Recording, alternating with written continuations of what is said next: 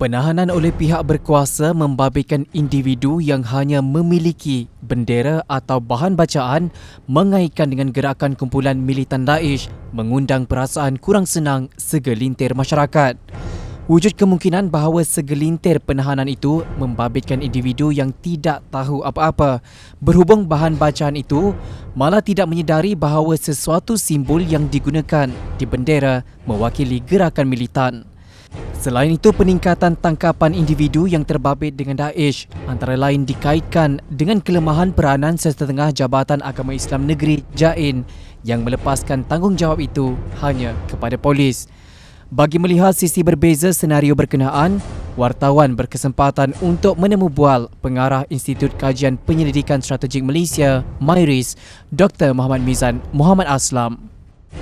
Jadi kalau kita lihat tangkapan ini berlaku kerana mungkin satu perkara yang kerajaan Malaysia, terutama sekali pihak Polis Diraja Malaysia PDRM, harus lihat mengapa berlakunya satu situasi yang kita panggil generalisasi, iaitu kita menangkap semua yang dikaitkan dengan Daesh ini, walaupun mereka mempunyai bukti, mempunyai bahan-bahan yang sangat sedikit, contohnya hanya menyimpan logo ataupun hanya mempunyai buku yang pasti siapa yang memilikinya, ataupun mereka mempunyai bendera dan sebagainya. Jadi kita tidak boleh membuat satu generalisasi menangkap semua yang ada berkaitan, kerana kita juga harus lihat kelompok-kelompok ini akan secara tidak langsung dipenjarakan, sama ada dengan dakwaan di bawah SOSMA ataupun di bawah POTA ataupun di bawah POKA. Jadi tempoh 2 tahun itu ataupun dilanjutkan lagi tempoh tahanan itu satu jangka masa yang lama. Ke depan nanti apabila 3 tahun daripada sekarang contohnya ataupun 2 tahun daripada sekarang, jumlah tangkapan kita yang ada lebih kurang 500 lebih sekarang ini, 547 tak silap saya, mereka ini akan keluar. Dan kita harus lihat apa yang akan mereka bawa bila keluar, kerana secara tidak langsung mereka ni telah dicap, telah diberikan satu tagline, mereka ini adalah teroris, adalah pengganas. Jadi bila mereka ini keluar dalam masyarakat, tidak diterima oleh masyarakat, mereka mungkin akan terlibat dalam kelompok-kelompok kecil mereka sebagai kumpulan yang bersimpati terhadap pendirian mereka. Dan akhirnya nanti kita akan dapat lihat mereka ini mungkin boleh bersatu semula ataupun menjadi ruang dan peluang untuk melaksanakan jihad ataupun mencipta medan-medan jihad sebagaimana yang pernah berlaku sebelum ini. Saya melihat keadaan ini sebenarnya dia memang adalah, kita kata, keperluan kedua-dua belah pihak. Satu, pihak antarabangsa yang kita kaitkan dengan Interpol.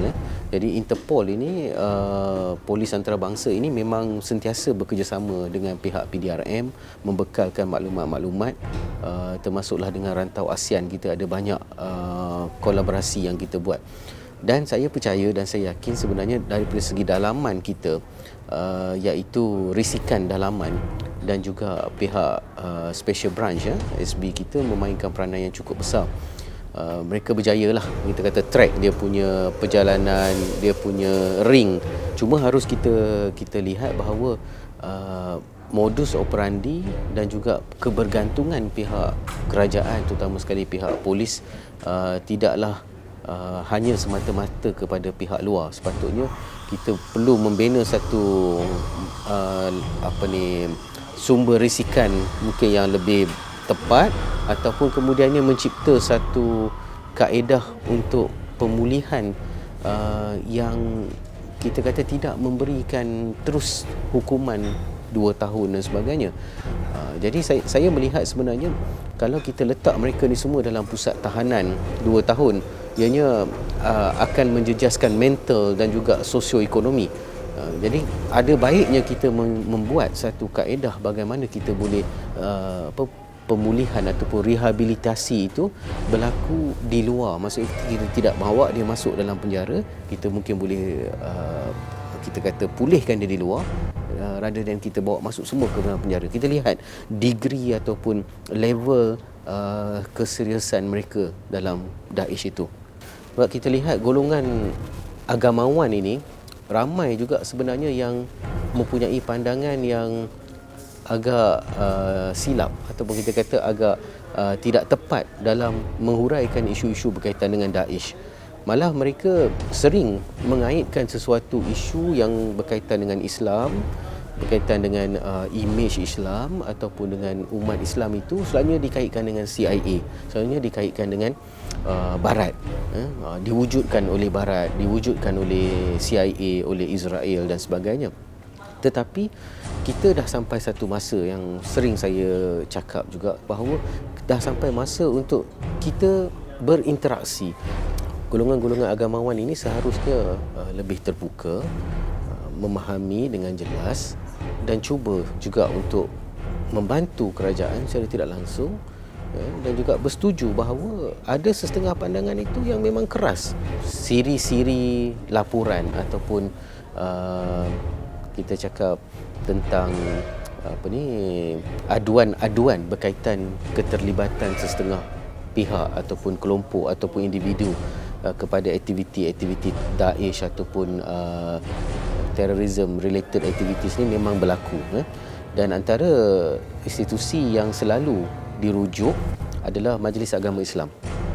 Dan saya berpandangan bahawa sebenarnya tidak ada kepakaran dalam institusi agama Islam itu sendiri untuk mengekang dan juga menangani isu-isu yang berkaitan dengan Daesh ini. Jadi itu sebab mereka lambat bertindak. Jadi caranya dah sampai masa, mungkin satu lagi yang kita boleh bawa dalam cadangan kita adalah institusi-institusi agama ini perlu meluaskan lagi skop penglibatan mereka itu, bukan hanya melihat kepada ajaran sesat ataupun melihat kepada golongan-golongan yang dikaitkan dengan Wahabi ke ataupun yang dikaitkan dengan Syiah, tapi juga harus melihat yang ada pemikiran yang ekstrim ini. Jadi cakupan mereka itu lebih besar. Yang keduanya, mungkin majlis agama tidak harus hanya fokus kepada zakat, kepada wakaf, kepada hal-hal nikah kahwin. Malah itu yang saya lihat tadi, dia perlu dibesarkan lagi skop kerja mereka. Malah dia kena bekerjasama dengan pihak kerajaan dan juga pihak JAKIM.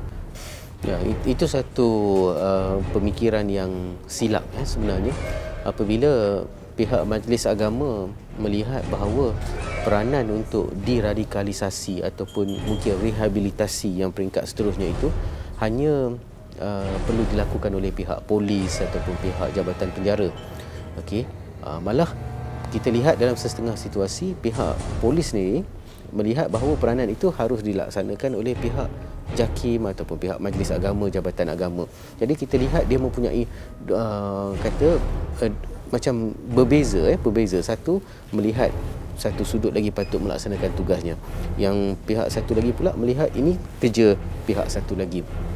Jadi seharusnya sebenarnya mereka duduk bekerjasama, saling bekerjasama, saling kita kata berkongsi maklumat, dan juga melihat bahawa kerja-kerja menangani keganasan ini perlu dilaksanakan secara skalanya lebih besar, dan juga kemampuan yang pelbagai daripada bidang agamanya, polisnya, akademiknya,